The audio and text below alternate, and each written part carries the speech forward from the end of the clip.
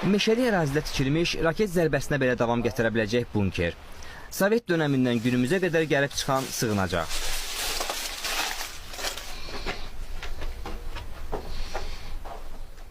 Bunkerin özündə nə qədər sir saxladığı bilinmir.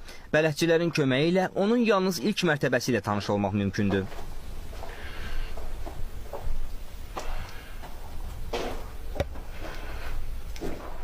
Hərbi tikilinin vaxtı ilə müxtəlif istiqamətlərdən kamuflaj edilmiş ağır qapıları olub. İç-içə otaqları isə labirinti xatırladır.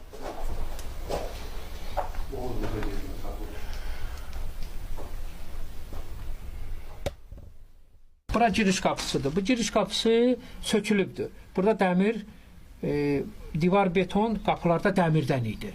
Başımızın üstündəki bu hündür betonlar, qalın betonlardır, xüsusi betonlardır, xüsusi, yəni hazırlanmış betonlardır. Bura girişin birinci girişdir. Buradan tuneldir, hava tuneli, hava yolu tuneldir.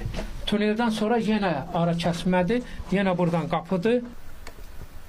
Gəzdikcə adama elə gəlir ki, 1 metr qalınlığı olan divarların digər üzündə də otaqlar var və oradan bunkerin başqa mərtəbələrinə keçmək mümkündür. Sığınacaqda rabitə kabellərinin hissələrinə də rast gəlinir. Qapıdan sonra aşağı tərəfdə, sağda, solda xırda pəncərələr var. Bu pəncərələrdə rabitə qovşağının aparatları yerləşmişdir. İndi o aparatlar yoxdur, amma o aparatların əlamətidir.